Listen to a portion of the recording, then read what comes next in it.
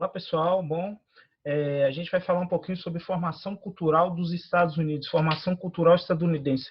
Professor, por que a gente estuda isso? Por que tem que estudar a formação cultural dos Estados Unidos e não estuda a formação cultural do Egito ou da Alemanha? Olha, galera, a gente pensa por causa da globalização, principalmente. O fato de a gente viver no mundo hoje globalizado e que essa globalização ela é coordenada pelos Estados Unidos no sentido de que ele orienta economicamente o mundo, devido ao seu PIB de mais de 20 trilhões de dólares, por isso que a gente estuda algumas coisas mais aprofundadas aqui. É claro que isso te dá liberdade também de estudar outras formações culturais. Nosso foco maior é entender como essa formação cultural ela chegou nesse estágio de mundo globalizado, mas guiado por uma cultura americana de ser, uma cultura estadunidense, melhor dizendo, né? Sempre quando falar americano é sempre bom retratar e dizer estadunidense, porque americanos são todos aqueles que moram na América do Sul e nós também somos. E a primeira coisa que eu queria que a gente pensasse nessa colonização diversificada que eu coloquei aqui tem a ver com a formação das áreas agrícolas. Os territórios agrícolas americanos eles são gigantescos. Porque o território americano é grande, mas ele fornece, ele facilita isso devido às áreas de fácil acesso para os cultivos, né? Para você inserir cultivos, né? Como as planícies centrais, as regiões ao nordeste aqui, a gente vai ver que é bem espalhado. Olha esse mapa aqui, galera, de cinturões agrícolas dos Estados Unidos no final do século XX. Olha como é que a agricultura é espalhada no território americano. Você tem uma agricultura irrigada, aqui ó, uma área de cinturão do trigo, uma área aqui de produção de leite, não é isso aqui uma área de produtos subtropicais. Quer dizer, os Estados Unidos ele tem uma diversidade climática e de território que facilita, então, você utilizar bem esse lugar. E acaba que na colonização americana isso ficou muito claro.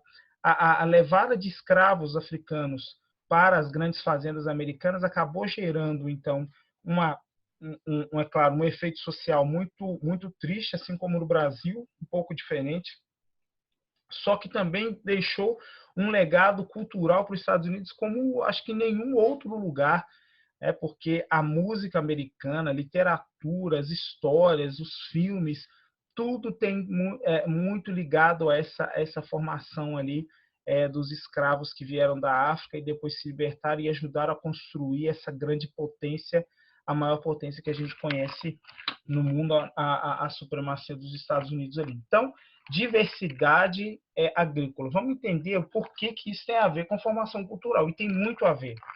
Segundo, galera, as áreas industriais. É um país que tem muito dinheiro em tudo. Uma economia de 20 trilhões de dólares, você consegue, você tem ramificações aí de uso de recursos de diversas maneiras. Então, a indústria cultural americana ela vai ter um investimento absurdo, com artistas ganhando assim valores astronômicos por show, por CD, não sei, por atividade que ele exerce. E isso vai acarretar com que esse dinheiro investido alcance também lugares mundo afora. E aí você vai lá, por exemplo, na Coreia do Sul, que vai ter um BTS, que é um grupo de música pop na Coreia, que canta inglês, que canta sul-coreano, mas canta coreano, mas que tem uma base ali de música estadunidense, que surge nos Estados Unidos. É bem interessante isso. Mas por quê? Dinheiro investido, então vai alcançar mais lugares.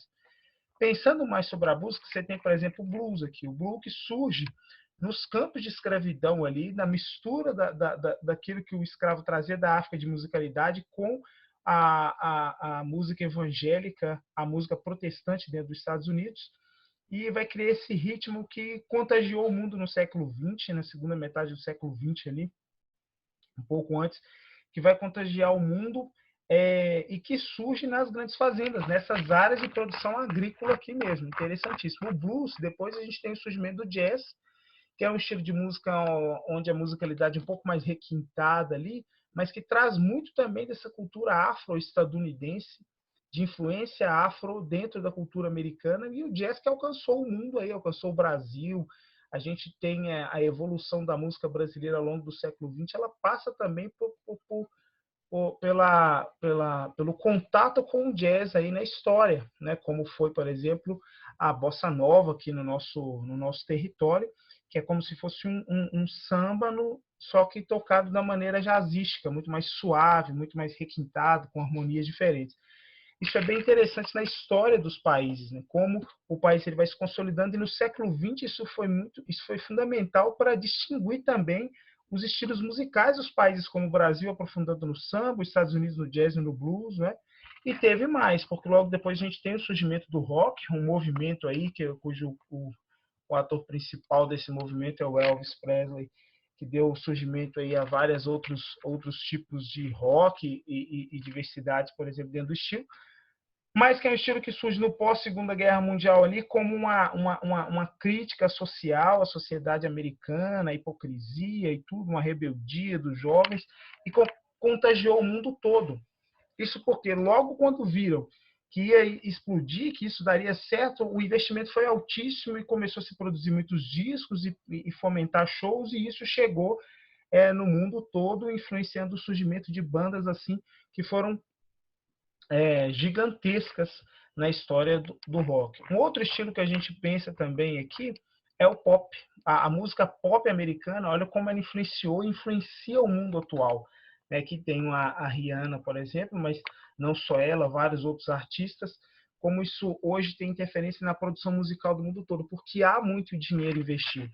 Então, a formação cultural dos Estados Unidos ela é fruto da sua produção econômica agrícola, principalmente aqui pensando no blues e no jazz, e também da sua produção industrial, que atrai muito dinheiro para o país, faz os Estados Unidos ter essa economia tão forte, e com essa economia tão forte, poder investir nos grandes artistas, e esses artistas, então, serem conhecidos mundialmente, fazendo shows mundialmente.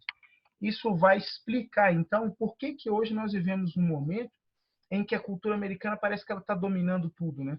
Ela não domina tudo porque existe a globalização, e a globalização é a interação entre o local e o global.